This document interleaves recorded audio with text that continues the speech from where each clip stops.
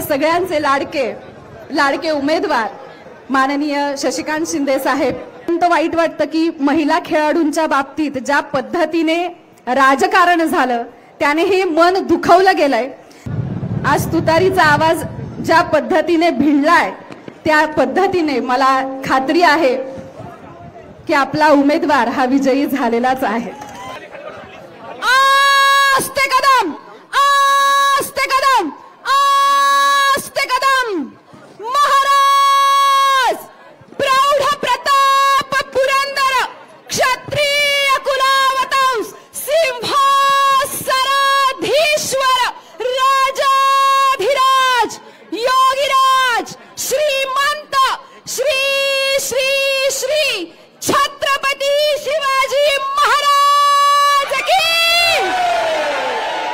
छत्रपती संभाजी महाराज की, पार्वती पता हर हर। आई भवानी, स्वराज्य संकल्पक राजमाता जिजाऊ, स्वराज्य संस्थापक छत्रपती शिवाजी महाराज आणि स्वराज्य रक्षक छत्रपती संभाजी महाराज यांना त्रिवार मानाचा मुजरा। त्या सगळ्यांचे लाडके उमेदवार माननीय शशिकांत शिंदे साहेब, आज तुतारीचा आवाज ज्या पद्धतीने भिडलाय त्या पद्धतीने मला खात्री आहे की आपला उमेदवार हा विजयी झालेलाच आहे। सातारा काय, लढवयांचा सातारा, शूरवीरांचा सातारा, देशासाठी बलिदान देणाऱ्या शहीद जवानांचा सातारा, कलाकारांचं माहेरघर सातारा। पण इतिहासाची पानं जेव्हा जेव्हा उघडली जातील तेव्हा तेव्हा सुवर्णाक्षरात एकच शब्द लिहिला जाईल आणि जो आपण सगळ्यांनी वाचला जाईल तो म्हणजे निष्ठावंतांचा सातारा। आणि अशाच साताऱ्यात आज माननीय पवार साहेबांनी अतिशय निष्ठावंत असा उमेदवार आम्हाला दिलेला आहे आणि त्यासाठी सर्वप्रथम मी आम्हा सगळ्यांच्या वतीने पवार साहेबांची मनपूर्वक आभारी आहे। आज या ठिकाणी एक शब्द बोलावासा वाटतोय, एक कविता सांगावीशी वाटतेय।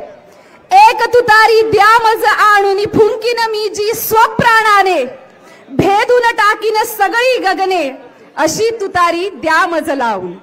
आणि ही तुतारी आपण त्याच माणसासाठी हातात धरलेली आहे जो माणूस अत्यंत निष्ठावंत आहे, जो माणूस आपल्या सगळ्यांचे प्रश्न हा पुढे जाऊन विचारणार आहे। माननीय शशिकांत शिंदे साहेबांच्या रूपाने गोर गरिबांचे प्रश्न मांडणारा एक बुलंद आवाज आपल्या सगळ्यांना लाभलेला आहे। आज शिंदे साहेबांनी 1000 कामं केलेली आहेत, मी त्यांची गणती करत नाही, पण माझ्यासाठी माझ्या मनात भिडलेलं एक महत्त्वाचं काम आणि मला खऱ्या अर्थाने वाटतं आज जेवढे तरुण मुलं इथे उभी आहेत त्यांनाही त्याचं निश्चितपणे कौतुक वाटेल, ते काम म्हणजे मराठा आरक्षणाच्या वेळी मराठा आरक्षण हे नवी मुंबईला धडकलं। ते धडकण्याच्या आधी आलेल्या प्रत्येक मुलाला, आलेल्या प्रत्येक माणसाला, त्या मराठा आरक्षणामध्ये आलेल्या प्रत्येक महिलेची सुखसुविधा, तिला तिथे राहण्यासाठीची व्यवस्थित जागा, जेवणाचा प्रश्न, हा सगळा प्रश्न जर कुणी हिरिरीने व्यवस्थितपणे मांडला आणि त्याच्यावर काम केलं असेल तर शिंदे साहेबांनी।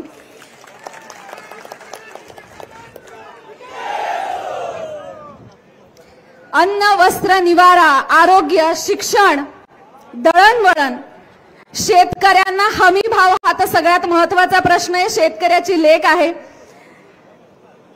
पण शेतकऱ्यांना विचारतोय कोण, तर शेतकऱ्यांना विचारतात फक्त पवार साहेब।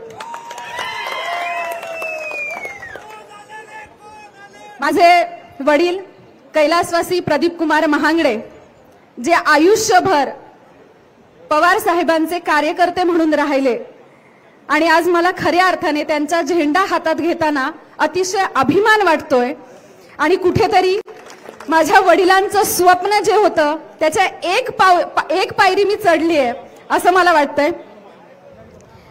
राजकारण हे विकासाचं असायला हवं आणि जर सगळेच म्हणतात की हे राजकारण हे देशाचं आहे, ही आत्ताची निवडणूक देशाची आहे, तर मुद्दे सुद्धा त्याच पद्धतीने असायला हवेत।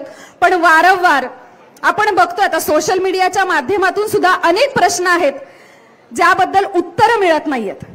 मागील 9 वर्षात देशावरील कर्जाचा भार हा 3 पटीने वाढलाय।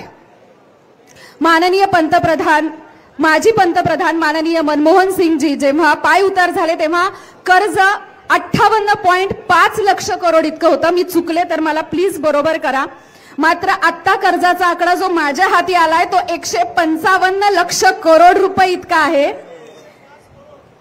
तर या कर्जाची भरणी कोण करणार, याचा अर्थ आपल्यावर ते कर्ज किती आहे याचा सुद्धा विचार करायला पाहिजेत।